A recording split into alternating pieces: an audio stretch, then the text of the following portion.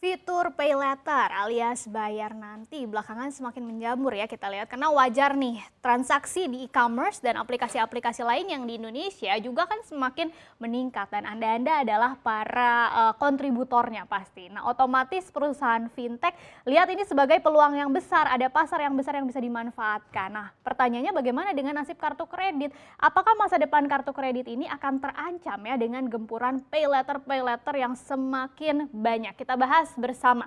Menurut Asosiasi Kartu Kredit Indonesia atau AKKI, bisnis kartu kredit di Indonesia selama ini dalam 1 tahun terakhir saja sudah mengalami penurunan kira-kira sebesar 20% kalau dibandingkan dengan situasi normal. Nah, penurunan volume sales di industri kartu kredit ini baik dari bank asing ataupun bank lokal itu terjadi dua-duanya ya. Ini juga terlihat dari perusahaan penyedia bisnis kartu kredit yang mengalami tekanan bahkan sampai ada yang terpaksa menyetop lini bisnis kartu kredit ini. Apa sih alasannya? Ada beberapa faktor utama ya. Yang pertama faktor utama penurunan sales kartu kredit ini adalah karena terbatasnya aktivitas di tengah pandemi COVID-19.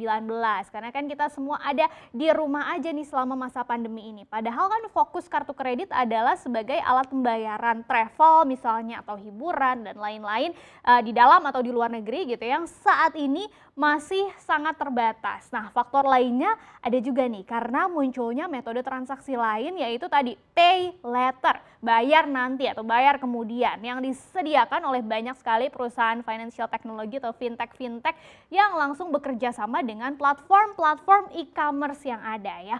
Meskipun menurut Steve Marta, ini Direktur Eksekutif AKI, tidak terlalu besar dampaknya karena target pasarnya memang berbeda. Seperti apa ya data lengkapnya transaksi kartu kredit di tanah air? Ini ada data dari Bank Indonesia bahwa memang menunjukkan nih volume transaksi dan nilai transaksinya ada penurunan. Kita lihat ya kalau dari volume transaksinya dulu untuk kartu kredit dari 2018 ke 2019 ini ada kenaikan sedikit 3,21%.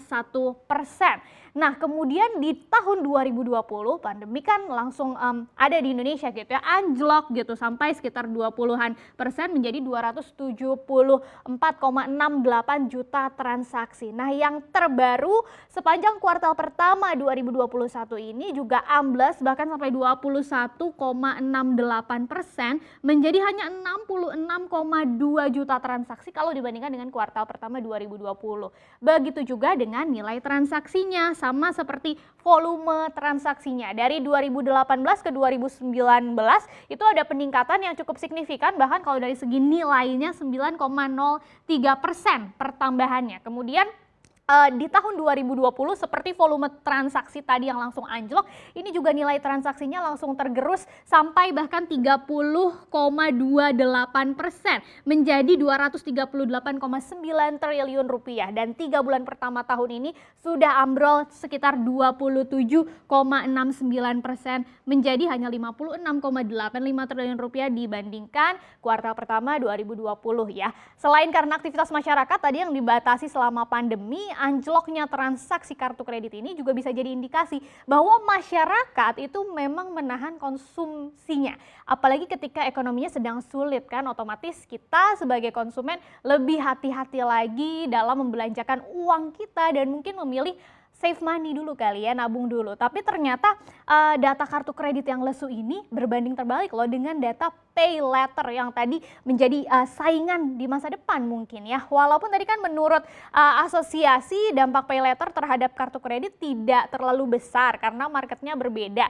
Tapi kan tetap diakui tuh ada keterkaitan antara kartu kredit dan pay later. Nah, ada sebuah penelitian dari Research Institute of Socio-Economic Development ini menyebutkan saat ini masyarakat memang cenderung menggunakan fasilitas pay later tadi. Jadi penelitian itu survei bentuknya ke 2.000 responden yang tersebar di 10 provinsi di Indonesia dan hasilnya ada beberapa poin menarik yang akan kita bahas. Yang pertama adalah ternyata sekitar 95% responden mengaku sudah tahu dan punya pemahaman tentang pay later sebagai pilihan alternatif pembayaran gitu ya. Nah, pemahaman di sini dari yang cukup paham atau yang paham memang paham gitu ya, atau bahkan sampai sangat paham. Artinya popularitas pay letter sebagai alternatif pembayaran di kalangan masyarakat itu sudah mulai tinggi. Nah, bagaimana dengan intensitasnya nih penggunaannya, seberapa sering gitu ya.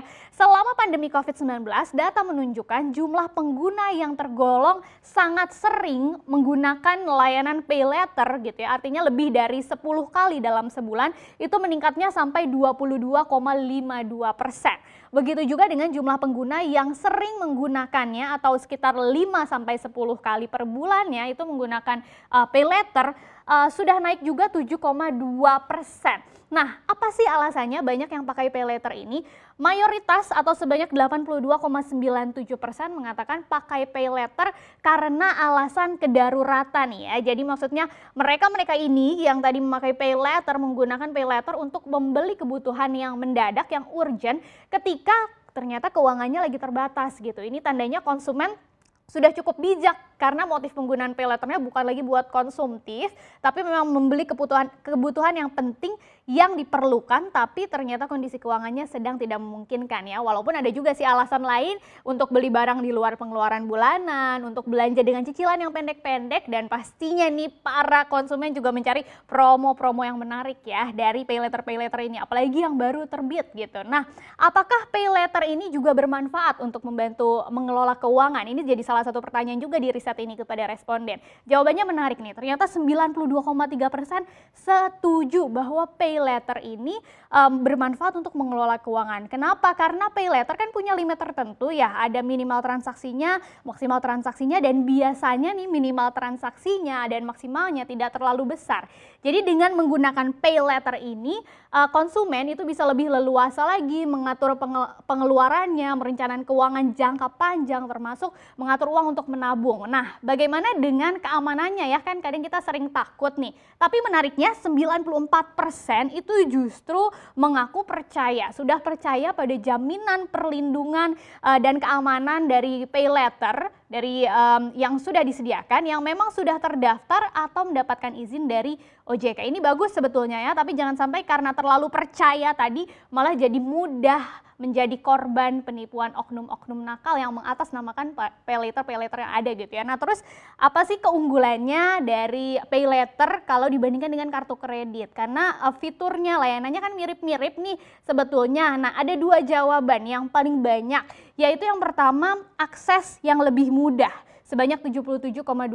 Jadi untuk mengakses pay letter itu lebih mudah dari kartu kredit. Kemudian 60,5% mengatakan persyaratan, kemudian proses pengajuan atau permohonannya lebih cepat daripada kartu kredit. Memang benar karena pay letter ini hitungannya bisa diterima lebih banyak masyarakat, termasuk orang-orang yang tidak memenuhi kriteria untuk membuat kartu kredit. Karena kan persyaratan pengajuan pembuatan kartu kredit di perbankan ini masih agak sulit, rumit juga untuk sebagian orang ya. Sedangkan persyaratan pengajuan permohonan pay letter tadi sekarang semuanya udah diproses secara online dan nggak ada lagi persyaratan-persyaratan atau dokumen yang harus dipenuhi. Paling KTP, kemudian foto dengan KTP dan sebagainya gitu ya. Nah, apa aja sih sebetulnya platform yang dipakai konsumen di Indonesia untuk menggunakan pay letter ini? Kita lihat nih juga masih dari riset yang sama ya. Dari platform yang paling banyak atau paling sering digunakan, ternyata sebanyak 62,41% itu berasal dari e-commerce ya.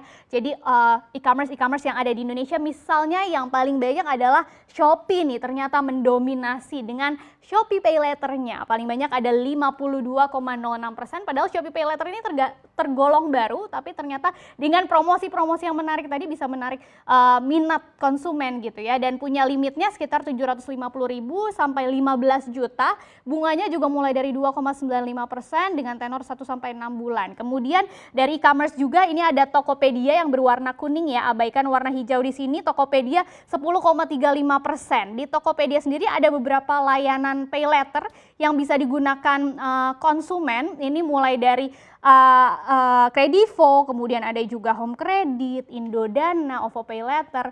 Dan ini punya limit kredit yang diberikan tuh berbeda-beda, beragam, cukup besar juga kalau dibandingkan dengan Shopee Pay Later. Ada dari 1 juta sampai 30 juta. Bunganya juga beda-beda, bisa dari 0% bahkan kalau Kredivo syarat ketentuan berlaku gitu ya, sampai 3,9%. Tenornya lebih panjang juga dari 1 sampai 12 bulan. Kemudian ada juga nih yang menggunakan Pay Later di aplikasi ride hailing seperti Gojek ya. Kan kita pasti kenal ada GoPay Pay Later sebanyak 31,28% responden nih. Nah, ada data dari Gojek, transaksi Pay Later di tahun lalu juga sudah naik sekitar 3,3 kali lipat. Nah, selebihnya platform pemesanan transportasi dan akomodasi seperti Traveloka, jadi kalau kita mau pesan tiket pesawat atau pesan hotel, itu juga banyak digunakan untuk menggunakan pay letternya, namanya Traveloka Pay Letter Card gitu ya, sebanyak 3,08%. Nah, sisanya ada 3,23% ini menggunakan berbagai platform yang lainnya. Jadi kalau tadi pertanyaannya apakah kartu kredit terancam gempuran pay later, walaupun segmennya berbeda-beda tapi bisa saja gitu ya, karena semua tergantung dari Anda para konsumen. Apakah Anda lebih memilih pay later atau kartu kredit?